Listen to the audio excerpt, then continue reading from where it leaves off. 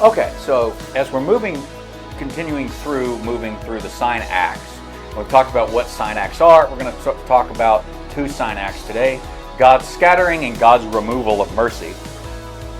And so this is kind of what we've been talking about and continue to talk about. Each of Hosea and Gomer's three children are sign acts for God's judgment and subsequent restoration of the people of Israel. Hosea and Gomer are, of course, sign acts themselves, but we're going to come back and talk a little more directly about them in chapter 3. Because chapter 3 is more about them. Chapter 1 is more about the kids. So they have three kids. Jezreel represents the loss of the land. Lo-ruhamah is the loss of Yahweh's divine presence in that land and what it leads to. And then Lo-ami, that we'll talk about next week, is the loss of the people's identity. Now, technology is pretty amazing these days, and if anybody ever watched Bones, there was one of the people, I forget her name, at the Smithsonian would make facial stuff off the bones and stuff. Well, I accidentally came across an artist rendering of what Hosea, Gomer, and the three kids may have looked like based on the same science, and they look something like this. Of course, back then, people were shorter because they didn't have the kind of food and nutrients. They just lived off the land. So they were shorter, skinnier. So this is probably a fairly accurate representation of what they may have actually looked like. Now, last week, one of the things that we did was read Deuteronomy 4, the bulk of it. And here in 4:27, it says, "The Lord will scatter you among the people." And I bring that up again because of this first sign act, where it says, verses 3 through 5, that God will sow. It's the sign act of the word Jezreel means, well, we'll get to that. But keep 4:27 of Deuteronomy in mind here as we go through this. So, verse 3 and down through 5 say, Hosea married Gomer, son of Diblaim. She conceived and bore him a son. Then the Lord said to Hosea, "Call him Jezreel, because I will soon punish the house of Jehu for the massacre at Jezreel, and I will put an end to the kingdom of Israel. In that day I will break Israel's bow in the valley of Jezreel." So, what does the sign act of Jezreel mean? Jezreel, as a term, means God will sow, or sow seed. So the basic plot point is simple. Hosea is called by Yahweh to be a prophet, and as a prophet he says, go marry an unfaithful woman, a adulterous woman. It is very much that language. It's not clear whether she's already an adulteress or she's the type of person who's going to become one. And it doesn't matter. We've talked about this. The historical points of the children's birth or Gomer's timeline of sins is irrelevant. It's what they represent in the story. So we don't need to ask any questions about Jezreel as a person. We just need to understand that they conceive, they have a son, and he's named Jezreel, and we just want to ask ourselves, what is the significance of the name? Jezreel means God will sow seed. It is an assonance term, meaning it sounds like this. It sounds like the word Israel. In Hebrew, it's pronounced Yisrael. In Hebrew, it's pronounced Jezrael. So it's a very, very close connection to the idea of you're talking about all of Israel. This assonance term, Jezreel, would spark their ears in their oral culture to pay attention here and think, oh, wait, did he say Israel or did he say Jezreel? Either way, once you realize they're saying Jezreel, they would think all of Israel. Here's why. It was the name of the fertile valley, the valley of Jezreel. So I've given you this map of the northern kingdom's major territories at this time, titled Jezreel and its valley. So Jezreel is both a military outpost here, and it's this entire valley. Which one are they referring to? It doesn't matter. Because whether you're referring to the entire valley here, which was extremely fertile, great for growing crops, or you're talking about just the individual spot called Jezreel, where their major military outpost of the northern kingdom was. I think it was second, it may have even been the first, I don't know, to the actual capital in Samaria. The capital would usually be the best place, but for the last 111 years of Jehu's dynasty, he overthrows his predecessors in this military outpost, which we'll talk about. So it could have by this time become the main functioning capital and the main fortress in there. So keep that stuff in mind, because it's talking about themes of fertility or economics and military power. That's what this military outpost and the Valley of Jezreel compositely represent. All of it together. Anybody who's thinking of Jezreel in this northern kingdom, it doesn't matter, are they thinking about the valley or are they thinking about the stronghold there? They're thinking about economics, our agriculture and our business model, and our military power that can maintain it from enemies. Both ends of these. A couple of historical points about this Jezreel outpost. Ahab's palace was definitely found there. It wasn't just located in Samaria. He had kind of a winter palace or a summer palace, I forget which, there. And so it was fortified. While he's there, if you know the story of Naboth's vineyard,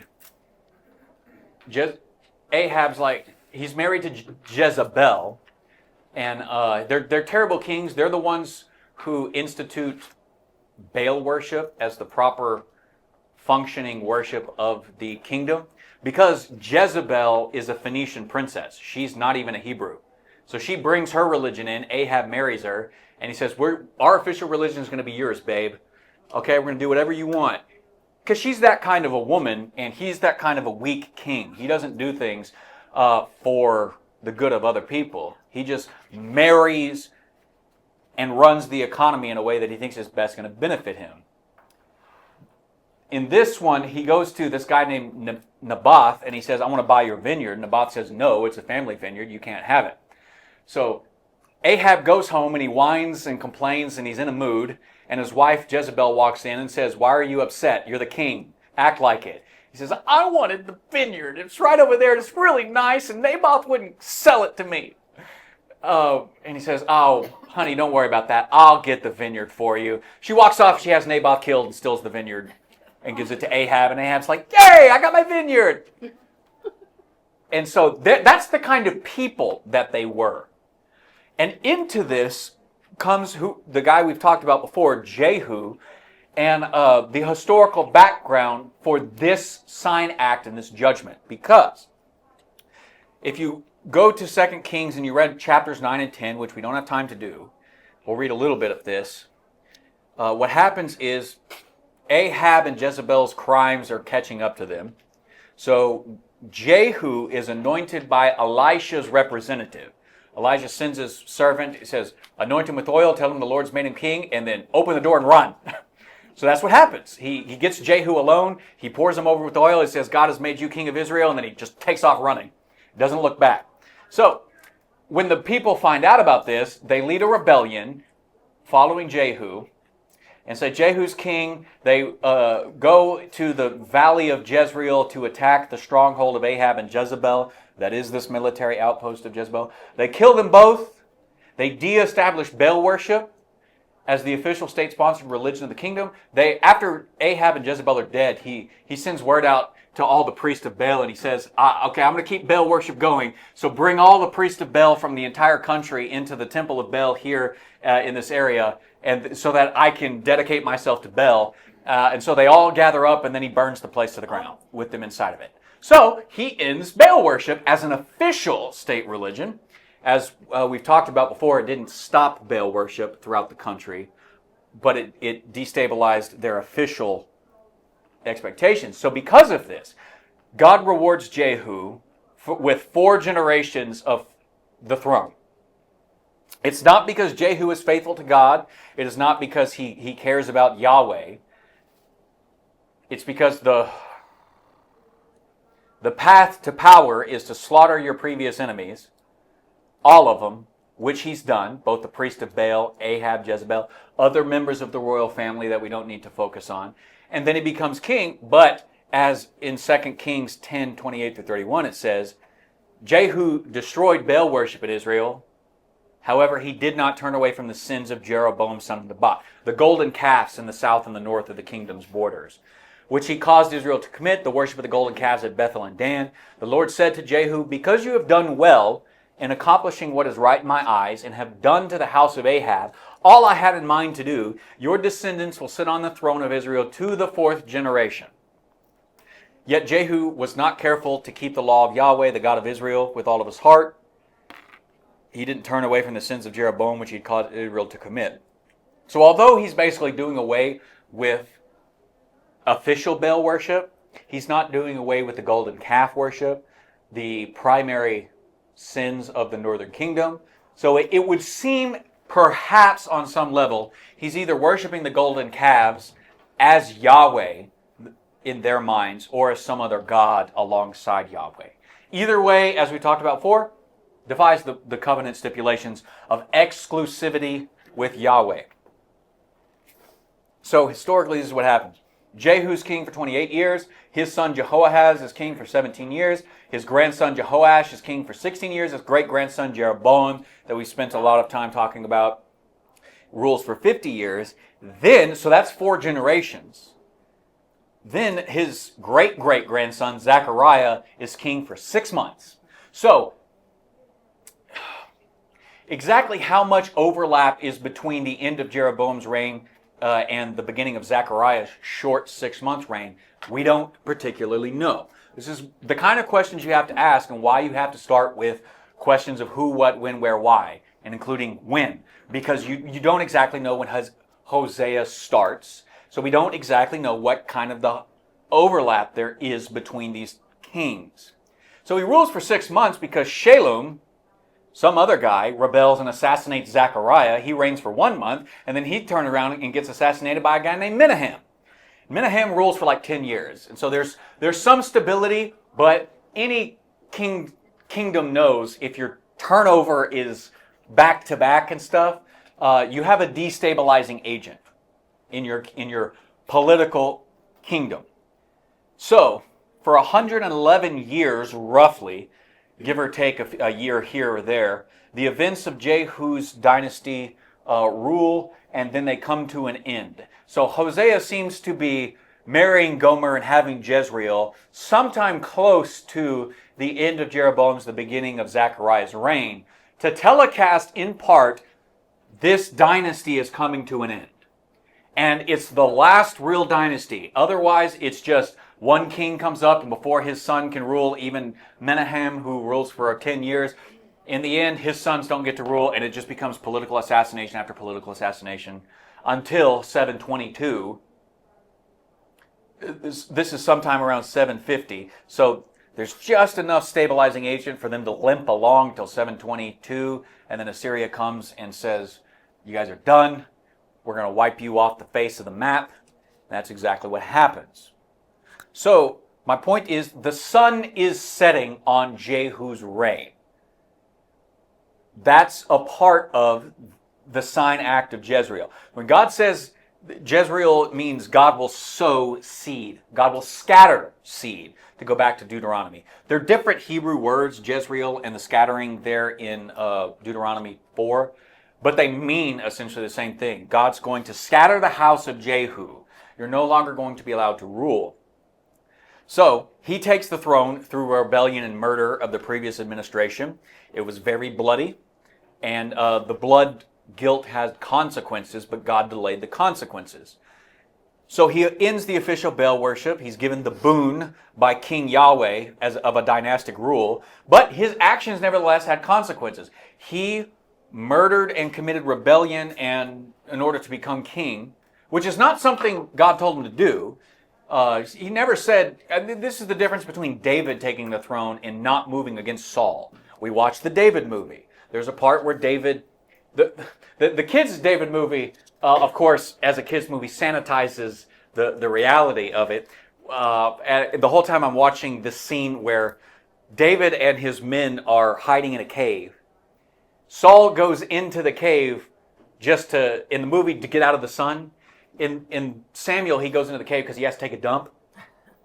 And he hides in the cave to do his business, not realizing that David's right there with men at his armed disposal. And his men say, this was the moment the prophets were talking about. You'll have Saul in your hands and you'll get to do whatever you want to him. So go kill him now and become king. David cuts off the hem of his robe, and then lets Saul leave in peace, and then he goes running after Saul, saying, I was right here the whole time, and he teaches him, like, I'm not your enemy. I could have killed you, and I chose not to do it. Saul is an idiot for a lot of reasons. One of them is he cannot see the threat of David as a peaceable transfer of power if it means his family loses its authority. Now, there's good reason for that, because in the ancient Near East, you do what Jehu did. You kill your enemies. You slaughter their entire family, whether they're kids or not. This is why Jonathan and David make a covenant between themselves that they will not move against each other's family. Jonathan tells David, I know you're going to be the king, so let's make a covenant that you will not slaughter my kids and my family to take the throne. David honors that. In fact, he goes above and beyond, and he finds Jonathan's descendants in Mephibosheth, who's a cripple by this point, and says, you'll eat at my table, you'll eat my food, you'll never have to worry about it, I'll restore the land that belongs to your father that's been taken from you, and all that stuff. So David showed mercy to his enemies. David showed kindness to those who treated him with dishonor. Jehu is not that kind of man. So although he does something right, he still does something wrong. So God delays the penalty for what he does wrong for 4 generations of his descendants sitting on the throne. But ultimately, the punishment comes due to his family. Yahweh has graciously waited 4 generations to punish the house of Jehu, not to mention all of Israel. And now in Hosea's time, foretold by the sign act of this boy's birth, God is going to sow seed. And it starts with ending Jehu's line, but there is more to the significance of what Jezreel as a sign act is representing. I will put an end to the whole kingdom of Israel. So Hosea's prophecy through the birth of Jezreel is about ending the line of Jehu's dynasty and the consequences that it's going to have that will quickly scatter the entire nation amongst all the other nations. He's wrapping them up in this dual-step prophecy. Your kingdom, the line of these kings is going to come to an end, and when it does, the entire kingdom is going to fall in succession. So through the sowing, through the scattering of the line of Jehu, the nation will face upheaval and turmoil to such an extent that the nation itself will be scattered and sown amongst all the other nations. In accordance with the covenant in Deuteronomy, I will scatter you if you don't obey me as your sole exclusive God. So it is an immediate idea of Jehu and his line, but it's also a grander idea. That's an important thing to understand about how prophecy works. Oftentimes the prophet is talking about an immediate idea, but also he's seeing beyond the immediate idea to greater things. And the initial idea can represent more than one thing. This is a good sign of it. We've talked about the Emmanuel sign act in Isaiah, who's a contemporary of Hosea, just a handful of years from this, with the king in the south, Ahaz, and how Matthew reads the Emmanuel sign act of saying, yeah, it represented the fact that the southern kingdom of Judah didn't have to concern themselves with the Syro-Ephraimite war, and that Assyria wasn't the main enemy here. But it also represents the fact that God is with us now to deal with our enemies here. The real, true enemies that we have to fight. Not flesh and blood, but the gods who enslaved the nations. Couple of more things on this, because one more verse.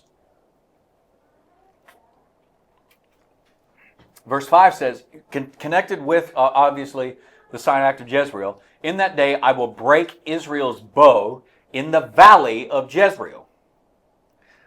Note the further use of synecdoche here. The bow of Israel is a stand-in for their total military power and dominance over the whole valley. And it is itself, the bow here is just a reference to the throne, the kingdom as a whole, which you have to maintain through military might. So Israel's strength as a kingdom is prophesied to come to an end. That's really what the sign act of Jezreel is about. The boy is the living sign act that this prophecy was made ahead of time by Yahweh. By what? 3-4 decades? Who knows? It's not clear to me. but it's at least, 20 years ahead of time. Probably closer to 40, just to ballpark it here. Not only is Jehu going to lose the kingdom, it's like people should be walking around wherever Hosea is living and saying, when that boy was born, Hosea said that Jehu's line was going to come to an end and stop being king. That's already happened. But he also made the point that we're not going to be a kingdom anymore. We should probably be mindful about that. Maybe get ourselves right with God and do something about that. So for years, Jezreel as a boy, as a person, is representing that to this ongoing community. Wherever he goes, wherever he travels, he can explain, why did your parents name you Jezreel? Is it because our kingdom is so great and they wanted to name you after the military stronghold there? And he says, quite the opposite. All of that is coming to an end. And it's also a matter of the wordplay on the prophecy being made. Beyond the historical reference to King Ahab's punishment, the deeper foundational theological principle is that God will sow consequences upon the head of sinful kings. Now that's a lesson that we can still take away and learn for today. It doesn't matter how great or how powerful you are, your strength and might means nothing to God. Also a theme that was running through the David movie Friday night. What does it matter that Goliath is 6.5 feet tall? Who cares? What does it matter that his armor bearer is bigger than all of us and he's bigger than his armor bearer? Irrelevant. God is bigger than him. And David's the only person paying attention to that reality. And here Hosea is tapping into the same reality. Kings are not mightier than gods. And there is one God mightier than all gods. You should have been exclusively allegiant to him. You were not. So the consequences are coming. And by sowing the consequences among the sinful kings, Yahweh is poetically describing his poetic justice, that the consequences of the entire land's sins are now going to catch up to them. With the king, the representative for the nation before God, the consequences of kingship being handled wrong are catching up to the kings, and the consequences of all the people following the king are catching up to them. Jezreel will also become a wordplay for the hope in chapter 3 that will apply to all Israel. God will sow Israel again as a new nation, as a people amongst all the other nations. So God's sowing can be good, God's sowing can be bad. Here it's doing what the writing prophets do. First it's going to be bad, and eventually it will be good again. But you deserve the bad, so you're going to go through the bad to get to the good. As are we all. Especially if we follow bad political leadership. If we say, well, our political leaders say that we should accept this as a law giving us permission to do such and such. Yeah, well, God said we can't do that. So we're going to ignore our political leaders. We're going to vote them out of power because that's our power. And we're going to get political leaders in there that will write laws that will actually accord with the Word of God. And that's the political responsibility of all Christians. You should be engaged in politics on that level. You should know who you're voting for, what you're voting for, because if you vote for people who are going to do things wrong, those political consequences are going to catch up to us all. And you cannot separate the political from the religious. Ever. All right, verses 6 and 7. Gomer conceived again. She gave birth to a daughter. And the Lord said to Hosea, call her Lo-ruhamah, which means not loved, for I will no longer show love to Israel that I should forgive them. Yet I will show love to Judah. I will save them, not by bow, sword, or battle, or horsemen, but I, Yahweh their Elohim, will save them. So, it's the sign act of no mercy. No love, no mercy. Let's talk about that translation for a second, because I don't think that loved is exactly the closest to the point. I prefer the term mercy here. The Net Bible says pity. I think the term not loved is a little weaker than saying I will no longer show mercy to the house of Israel, and I'll explain why. The Hebrew word is ambiguous. It can go either way. It's not strictly the Hebrew word for love, and it's not strictly the Hebrew word for mercy. So there is ambiguity here, but I think not showing mercy or pity anymore is more to the point of this. So I wanted to point that out if, like me, you're reading from the NIV, because the sign is not just saying, look, I don't love you anymore. People will take this and they will run, ripping this out of context, and they will say, look, God turned away from Israel. The Jews are no longer the chosen people because God doesn't love them anymore. And it's like, you're missing the point. That's not what God is saying. And you're missing the point at the end of the chapter where he says, I will love them again. I will show mercy to them again. So people do this. People make the mistake, depending on what translation they're reading, and they miss the greater point that words only have meaning in the context of sentences, sentences in the context of paragraphs, paragraphs in the context of chapters, chapters in the context of books, books in the context of worldview and linguistic ideas, and the green grass grows all around, and the green grass grows all around. So you have to be able to move in and out of all of these, and when people just say, oh, God doesn't love them anymore, and they think they make some great, grand theological point, and then they build these whole systems of why the Jews are no longer God's people, and that everybody is God's people, or whatever they do with it, and it's just pure crap. Yeah. So it starts with the fact that they get the translation wrong, or they jump off the wrong idea in the translation. The point of the naming, the point of the sign act, lo ruhama, is that God will not hold back judgment anymore. He will not intervene to save Israel, but he is going to intervene to save Judah. This is more to the point. And it's going to connect back to the Jezreel point. As a kingdom, as a people, Israel is going to be judged and sown without mercy. The sowing of Jezreel is heightened through lo ruhama. You're going to be sown, which means I'm not going to show mercy and withhold my judgment anymore from it. That's the point. These are connecting ideas. There's a flow of thought to one sign act to the other. A good translation will help you draw those connections, as will hopefully a good teacher. So, I will not show mercy to Israel that I should at all forgive them. Can you believe that up to this point in Israel's history of about 200 years, God has actually been holding back his judgment? As a kingdom, Israel's power has waxed and waned. Most recently, it waxed. They had 50 years of prosperity, military might under Jeroboam II. Now it's just going to wane. The sun is going to go down until it goes down completely, and Israel is sown among the nations. So one thing to understand is that God is just not getting upset one day and deciding to judge.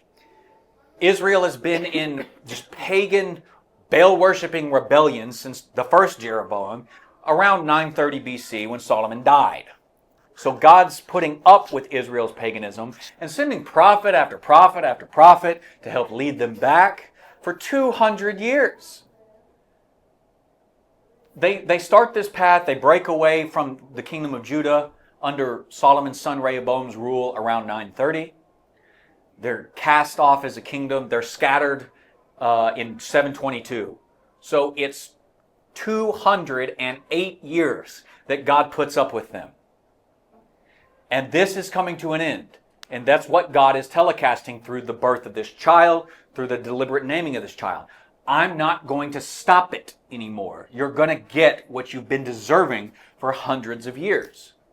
It's like Jesus saying all of these things are going to come on this generation when he's talking to his own people. If you guys don't get right, if you guys don't accept me as your Messiah, then the judgment is coming in this generation. Whoops, 40 years later, one generation according to Jewish reckoning, the temple's destroyed, the people are scattered, and they just go from bad to worse until they're kicked out of the land a generation after that. So, I mean, it just keeps going and going. But it's the same idea. So Hosea's language of showing mercy and forgiving is Hebrew that comes directly out of the Exodus narratives. You can look all through 19 through 24, but more to the point, 32 through 34, where Yahweh's self-disclosure to Moses is on full display. After the golden calf incident, after they fundamentally break the covenant, it's just been ratified. Moses goes up to the mountain. He's gone for 40 days, and the people think, he's dead. He's not coming back. Aaron, you're his brother. You're next in charge. Make us some gods. He said, all right, give me all your gold. He makes a golden calf, and he says, there you go, Israel, your gods that brought you up out of Egypt. You happy now? And while he's still up on the mountain, Yahweh says, all right, while you've been up here, the people have immediately broken what I vocally told them not to do. Remember when I said that the burning bush incident in Exodus 3 and 4 between God and Moses, that the Mount Sinai incident in 19 through 24 is the burning bush for all of Israel, because it's God verbally talking, audibly vocalizing from the burning mountain his covenant stipulations. The people hear it, and that's why they're freaked out. That's not the part between Moses and Yahweh, right? This is the part that comes next, because God says, so get out of my way, Moses, I'm going to kill them all, and I'll start over and I'll turn you into a great nation. It's probably just a test to see what Moses is going to do, because Moses turns around and says, please don't kill him, because God says, okay. And then he says, all right, I won't kill him, but there's still going to be consequences. We're not going to build the tabernacle. And Moses says, can we please build the tabernacle? And God says, okay. This is why James can say the prayer of a righteous man is powerful and effective. A person who's faithful to God can get God to do things God otherwise wouldn't do, or make choices. And it's really just God saying, disclosing himself and saying, in this moment, this is what I would like to do, but I'm open to other options here if you're willing to offer another option. And if you're willing to throw yourself between the people and God, God's mercy flares up and says, fine, I won't destroy them. And this is why he passes before Moses, and he says, Yahweh, Yahweh, the compassionate and gracious God, slow to anger and abounding in loyal love and faithfulness, keeping loyal love for thousands, forgiving iniquity and transgression and sin. But he by no means leaves the guilty unpunished, responding to the transgressions of the fathers by dealing with the children and the children's children to the third and fourth generation, which again brings us back to the dynasty of Jehu coming to an end here. This idea of the third and fourth generation is to say, as long as you live, the consequences of your actions will follow you. The good consequences can follow you forever. The bad consequences can follow you your entire life. But ultimately, the bad consequences will come to an end. But the good consequences, if you sow good seed and let God reap a good harvest, those consequences can go on eternally for 1,000 generations. That's the hyperbolic way of saying forever. So God's judgment comes to an end, but God's gracious mercy never ends. This is the point. And it's this idea of forgiving that's the point of what Hosea and God are tapping into through Lo Ruhamah. It's tapping into the description that God's long-suffering mercy is suggesting that as long as God is willing to put up with his sinful people, he's willing to forgive them. His presence is willing to remain with them, despite the fact that they're turning their backs on him and worshiping all these other gods in his own land. And as long as he's willing to stay there, as long as he's willing to put up with that and forgive them, for hundreds of years, the people survive, and they can both win economically and militarily. They can continue to potentially grow. The point of saying, I will no longer forgive you, I will no longer have mercy, is that without my divine presence of mercy and grace to you, by essentially removing it from the kingdom of Israel, you're going to lose everything else. You're going to lose your economy, you're going to lose militarily, until your kingdom is no more, and Jezreel scatters you. You're scattered amongst all the nations. So the main part of this is about God is going to remove his presence from Israel. I've mentioned before, he does the same thing in Ezekiel's time in Judah. He gets up and he just leaves the temple, and nobody notices that he's doing it. They're blind to the reality of God's presence, because they've turned the temple in Judah into a idol factory, essentially. And so he gets up and leaves. He's kind of describing the same thing here. My presence is leaving this kingdom. And because of that, you will no longer have any victories. You will no longer have any blessings. For centuries, Yahweh has always said yes to being merciful to Israel, rescuing them from at least the full weight of what their sins deserve, because he was trying to restore the estrangement between them as the husband and wife dynamic, as the father and son. But he's not going to do that anymore. Yahweh will now negate the forgiveness and the mercy he's been showing to his wayward people, his wayward family, for 2 centuries here in the north, that let them go on in these horrendous acts. He's now going to allow the full consequences of their actions to fall on them. And those consequences are, you don't get to be a kingdom anymore. Your kingdom has failed. You have not lived up to your purpose, so I'm going to take it away from you. Those are the consequences. His commitment to show mercy is now only a commitment to see justice done. God is not mercy or justice. God is the perfect blend of mercy and justice. So for 200 years, he's been merciful and trying to discipline Israel, but now he's going to say, no more mercy, just discipline, just judgment, you're gone. And none of your sins are going to go unpunished, but the sins of Judah are a different story. I will show love, or I will show mercy to Judah. I will save them. It's a surprising reference to the southern kingdom, breaking in on these judgments to the northern kingdom.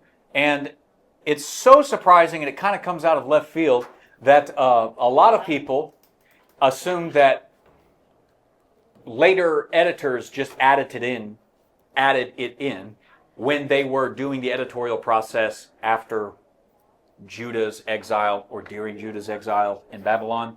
There's absolutely no need to consider that whatsoever. Other considerations are, well, we know Hosea kept, according to the superscription in 1:1, he kept ministering, or at least being alive, during the reign of Hezekiah in the south. Hezekiah didn't even become king until after the northern kingdom is gone in 722.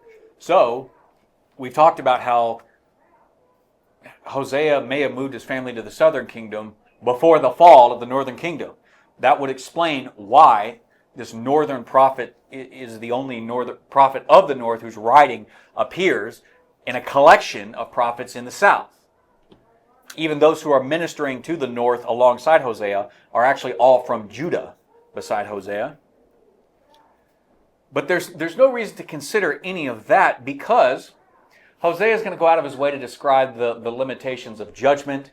He's going to negate the negation in chapter 3. God will not show mercy on Israel as a kingdom, matching the previous sign act, yet he's going to show mercy to Judah, meaning as a kingdom, they're going to be delivered from their enemies. The question is not what, it's how. So he's tying this together and saying the consequences are for you guys, not for your cousins in the south. They're going to be allowed to continue.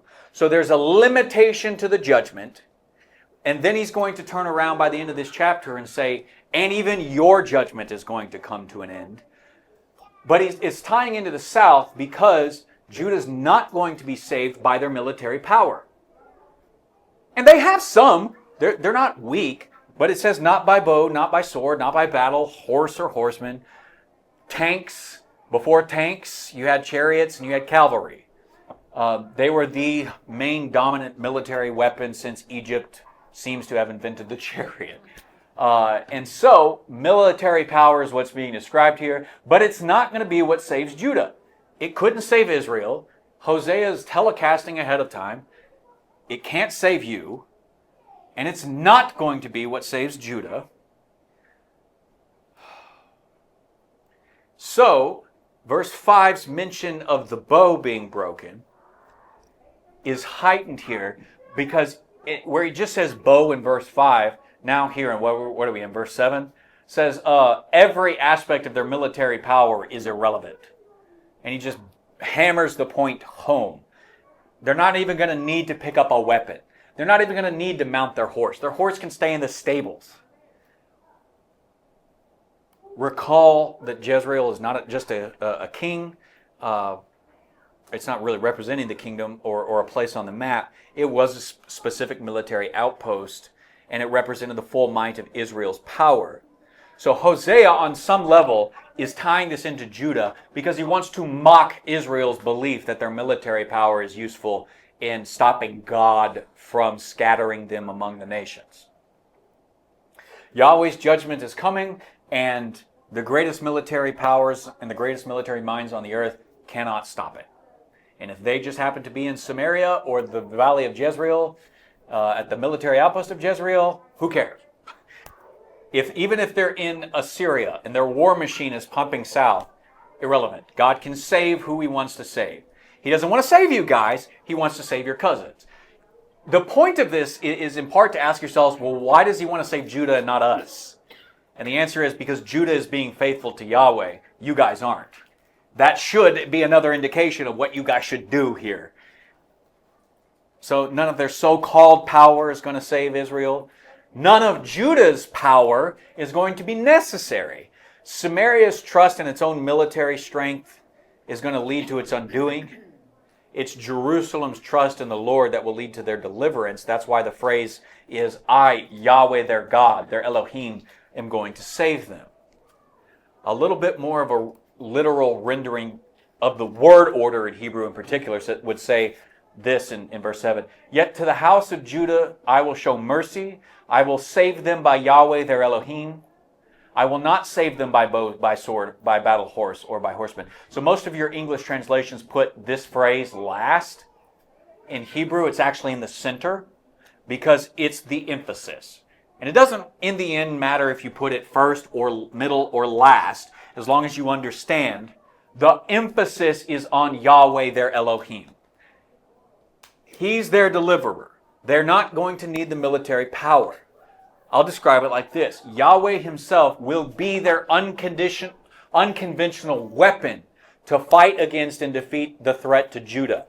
All the while, He's going to withdraw His presence from Israel, making sure that they have no defense against what's coming against them, the armies of the Assyrian war machine, so that they are guaranteed to lose because God's not there to fight their battles. But God says, I will be in Jerusalem. Maybe you can find me there if you flee early enough, you know? And it seems to be, at least to my eye, that Hosea is borrowing language from David's words to Goliath in 1 Samuel 17. When Goliath comes out there and he says, I defy the armies of Israel, I defy your God, David replied to the Philistine, you are coming against me with sword and spear and javelin, but I'm coming against you in the name of Yahweh of heaven's armies, the Elohim of Israel, whom you have defied. This very day Yahweh will deliver you into my hand. I will strike you down and cut off your head. Didn't show that at the kids' movie Friday night. This day I will give the corpses of the Philistine army to the birds of the sky, the wild animals of the land. Then all the land will realize that Israel has an Elohim, and all this assembly will know that it is not. And at this point, I think he's turning around and speaking to his own people. All of you guys are going to figure out that it is not by sword or spear that Yahweh saves. The battle is Yahweh's, and He will deliver you into our hands. Every nation under heaven needs to learn this, and at some level, Israel needs to learn this. David is out there being a living embodiment, not exactly the same as a sign act, of this principle in faith. He goes out and kills Goliath, and they rout the armies.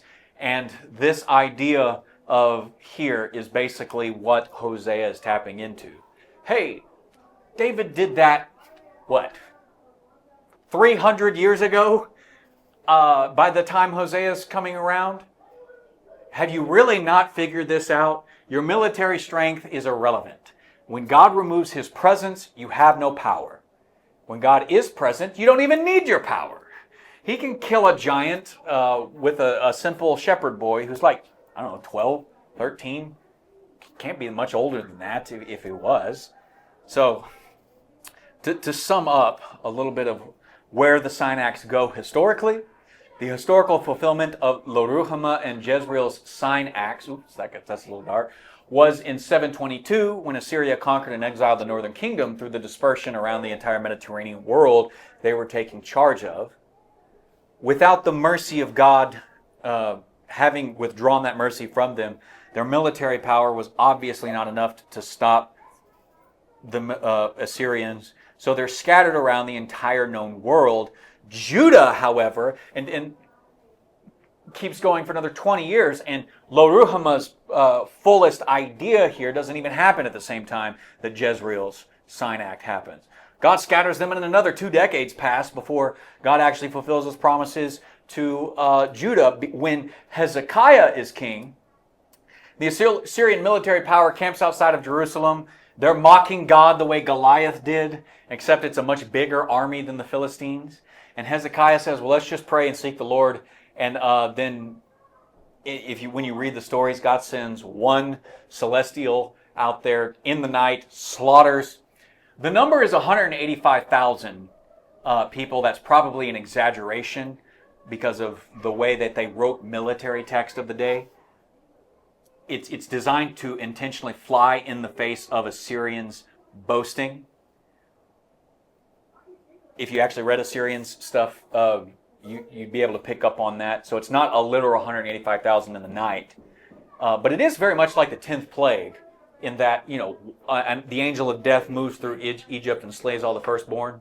It is kind of like that level of judgment, that level of mercy and grace shown to Judah, so that by the time that Hezekiah wakes up the next day and goes out and looks at the armies are slaughtered, dead, decapitated, and all this stuff. And he's like, great, bye. And then they pack up and they leave. And they don't come back for, I guess they never come back to Canaan. They made their way down to Egypt, and they tend to bypass Canaan until Babylon finally overthrows them another generation later. Anyways, Hosea is living through at least the first event, 722, but because we know from 1:1 that he continues to live on, it's very possible that he's living on and seeing the events of Lo-Ruhamah's prophetic birth fully realized in the deliverance of Judah. But even if he isn't, if he's making this child's birth prophecy before Israel's even scattered, Lo-Ruhamah's like in her 20s or 30s minimum by the time she's there. Now, if Hosea has moved his family to the south and that they're living through this together, and Lo-Ruhamah's probably married off or something and living with her husband, but imagine growing up and being called no mercy, no love, and then in your 30s or maybe later in your 40s, your father's prophecy in the fullest extent finally comes into play, and you're like, well, my dad predicted that the day I was born, and now I've just seen it. I should probably be giving my loyalty to the God of my father, Yahweh. And if they're in the south and they see what God did to the Assyrian army, they're in good shape to do that. And that's a distinct possibility, although we cannot ultimately know. Okay, that is 2 sign acts down, 1 sign act, and then the negation, the inversion of the sign acts to go. And I think we'll be able to get through both of those things next Sunday and then move on to chapter 2. Final questions or thoughts? Good, get out.